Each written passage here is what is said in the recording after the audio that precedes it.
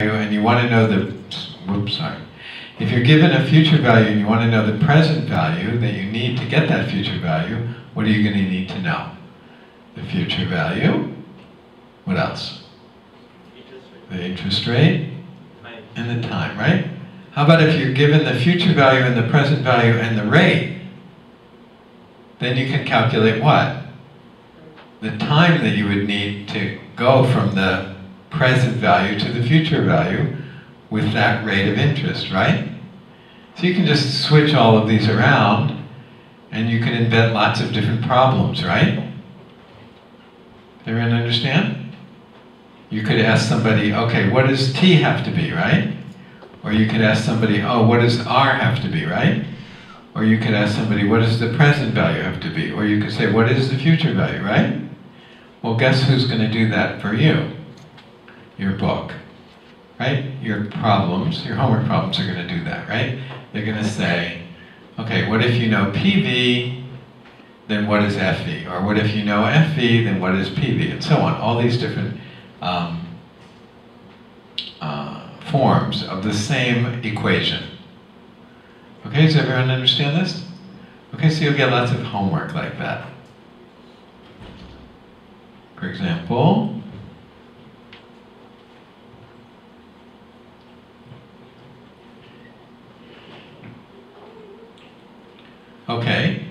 this one.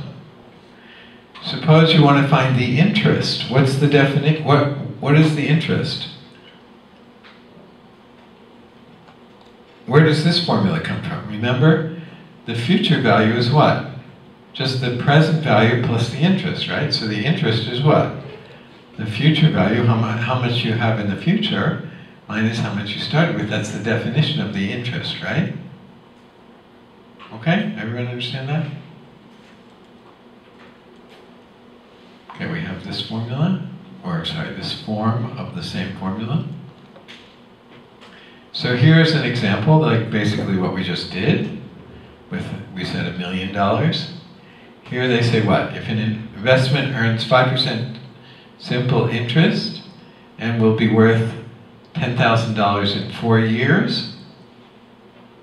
So what's the $1,000 in 4 years? What's that? The 1,000 is called what? Here. Is that called the interest? Is that called the future value? Is that called the present value? Is that called the time? Is that called the interest rate? What is that called? What's the 1,000? If an investment earns 5% simple interest and will be worth 1,000 in 4 years. So that 1,000 is which part of the formula? What? It will be worth, therefore it's the future value, right? So you have to translate these word problems into the math, right? So you have to recognize that will be worth means what, generally? The future value, right? Right? So will be worth means, they're talking about the future value, so that's FV is 1,000. So we put 1,000 here. And what else are we given? The interest rate, so we put 0.05 here, and it's 4 years, so we put that. So we need $833.33 to have a future value of $1,000 in 4 years. Okay? So it's just the same formula, just picking out different parts of it. Okay? Everyone agree with this? Okay. Okay, now if you're studying finance, I guess a lot of you will, unfortunately. Well, I don't know, it's fortunate for you, but I have an allergy to finance. Anytime I've ever tried to study finance, it doesn't work. I get nothing. I have an allergy to it. I'm not allowed to study finance. Anyway, but you you must be allowed to because you're business students. So anyway, this is from finance. So they have something called Treasury Bills. Then there's a term called maturity value. There's a term called discount rate. And there's a term called yield. Okay, and these are all related to Treasury bills. And they're all also related to simple interest. In fact, they're all just basically simple interest problems. Okay, so the maturity value of a T-bill means a Treasury bill, is the amount of money it will pay at the end of its life, that is, upon maturity. Okay, quick example. A 1-year $10,000 T-bill has a maturity value of $10,000. So what is a T-bill anyway? Anybody know? Or a Treasury bill? Anybody know what that is? Yeah? Government issues some notes, and generally people have to buy that for around 10 or 15 years, and it yields interest until it reaches the maturity value. And that's called government note or treasury bill. Sorry, I came with the last sentence, what? Until it reaches its maturity value. So it's generally Right. Okay, good. That's right. So he said the government issues notes. Notes means what? What's a note? I don't know, it just means that T-bill, right? The government says, okay, I have these T-bills, anybody want to buy them? Right? So I have, for example, in this case, a $10,000 T-bill, right? Actually, I'm not sure if what you said is right in this case or not. Let's check it. But maybe it is right. But let's say that the government issues means sells these Treasury bills. What does that mean? So the government just writes on a piece of paper, this is going to be worth $10,000 in 10 years. Okay, now there's two versions of this, so I'm not sure if they're talking about the version you're talking about or they're talking about a different version. We'll see in a second. But the government says here, this is going to be worth $10,000 in 10 years. Okay? Now, you can buy it from the government. And why does the government do this, by the way? Just, they don't have anything else to do? No. Why? Yeah, they want to borrow money from people. Right? They might want to, they don't have enough money from taxes, and they want to build some roads or something, so they want to borrow money. So they issue these T-bills. Now, okay, now suppose the Japanese government issues a T-bill, let's just use dollars, $10,000 T-bill. Now, you can buy it. So should you buy it? Suppose they issue it now and they say, I'm going to pay you, in 10 years I'll pay you $10,000. And here it is, and it costs you $10,000 now. Should you buy it? Why? Why would you do that? There's no reason to do it, right? The only possible reason is, I don't know, I can't even think of a good reason. Why would you do that? There's no reason for you to give the government $10,000 now so that in 10 years they're going to give you $10,000 back. Right? So that's probably not what's going to happen because they know that nobody wants to do that. They can't force you to buy them, and nobody's going to want to buy them, so it's not going to work. Right? What might they do?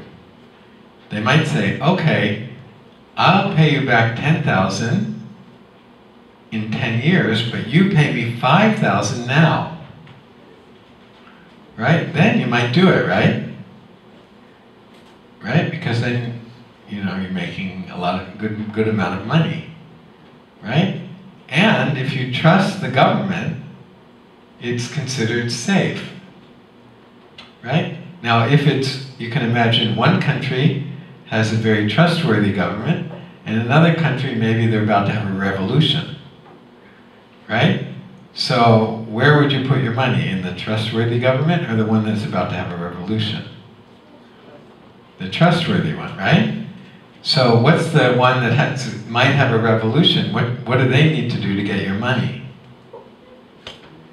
They need to sell it at less than, so one government, the trustworthy government might sell it for 5,000. The other government might have to sell it for 1,000, right? It's going to be worth 10,000 at the end, either case, but if it's not a trustworthy government, people are not going to be willing to do it unless they get maybe much better return than maybe it's a bigger risk, but they're going to get much more, so they might do it, right? So that's the idea here. Okay, so the government issues these Treasury bills. Okay? And the maturity value is, in our example, is 10 years. Could be 5 years. Could be 1 year. But I think they say, anyway, whatever it is, right? That's the maturity, no, I'm sorry, wrong. That's wrong. Sorry about that. The maturity value is the $10,000. Excuse me. Okay, then we have discount rate and yield. We have to discuss those. Okay, so going back to this, the quick example, what does it say? A 1 year $10,000 T-bill has a maturity value of $10,000, and so we'll pay you $10,000 after 1 year. Now let me see what they're talking about here. Let's go on. The cost of, okay, so here, this is slightly different than the example that you were talking about. But your way is also a valid way that a government would issue a bill. But in this case, they're talking about this. The cost of a T-bill is generally less than its maturity value, right? We said that if you're going to pay $10,000 now to get $10,000 in the future, not really, government's not going to be able to sell many of those, right? So the cost now is generally less than its maturity value, right? Okay. In other words, and then here's some words that they use. Here's some language. In other words, a T-bill will generally sell at a discount. So that's one word. And the discount rate is the annualized percentage of this discount. That is, the percentage is adjusted to give an annualized percentage. That's not so clear. Okay, let's see. A 1 year $10,000 T-bill with a discount rate of 5% will sell for 5% less than its maturity value of $10,000. Okay, is this clear? So the discount rate being 5% means that it's going to sell it for how much? $9,500. Okay? So that's the language here. Okay? So what's the language here? Discount rate. Okay, so in this example, the quick example, the discount rate was 5%, right? Okay? Everyone agree? Now let me just check one thing to see if you're paying attention. If I take 5% of 9,500 and I add it to 9,500, am I going to get 10,000? No, right? Right? Everybody knows that, right? It's the other way. It's what? 5% off of 10,000 is 9,500, right? But if you take 5% of 9,500, no, that doesn't work anymore, right? Okay? So everybody on the same page with that? Okay. Oops. Okay, so we have that language. Let's review those words again. T-bill, okay, means treasury bill. Maturity value is what? In that last example, the maturity value was what? $10,000, right? The discount rate in that last example was what? 5%. And how much will it sell for? $9,500. Okay, everybody there? Okay, let's go on to the next PowerPoint. Let's see. Oh no, I don't want to do this one yet. Well, all right, I'll do this.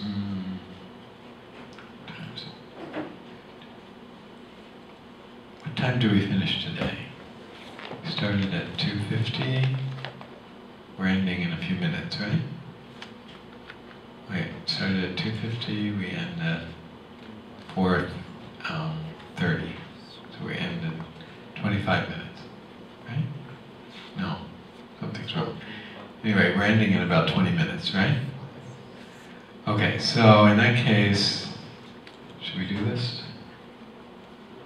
No, let's look at some more about this concept. So let's go to our book.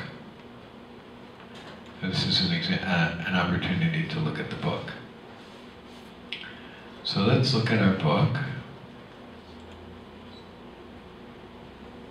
so that you know that the book is worthwhile.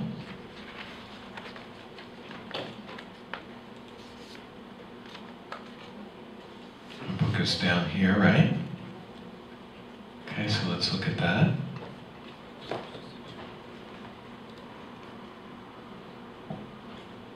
We'll do compound interest next time. So this is, we're in chapter 2, and we're looking at simple interest. And let's expand the page, you have to do that here. And to change the page, you have to do that here. So first of all, what's the interest that I asked you to write on a piece of paper? Interest is PV RT, right? You did that already, right?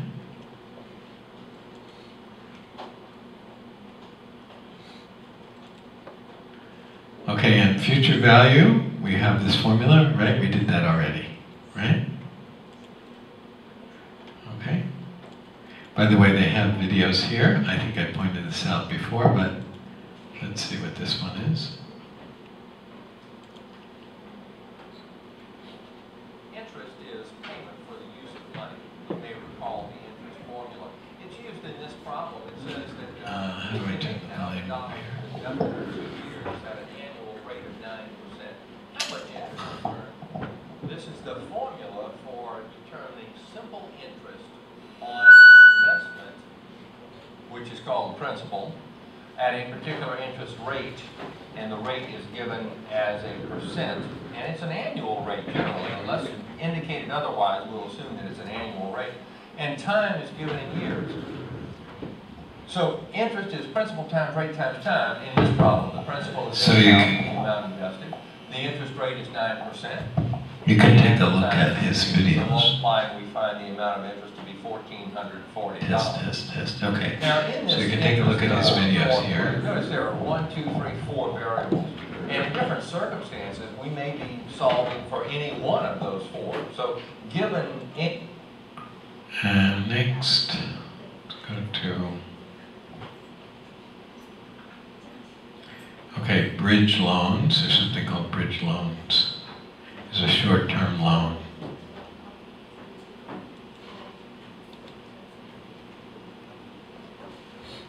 Corporate bonds. Okay, now corporate bonds are different than T-bills. So T-bills are issued by a government, and if a corporation does the same kind of thing, it's called a corporate bond. And again, you have the same kind of thinking about it.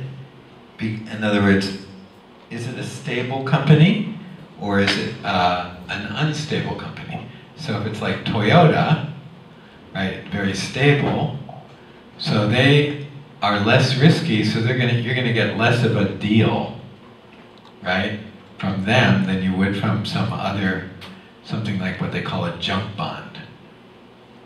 You heard of junk bonds? Okay.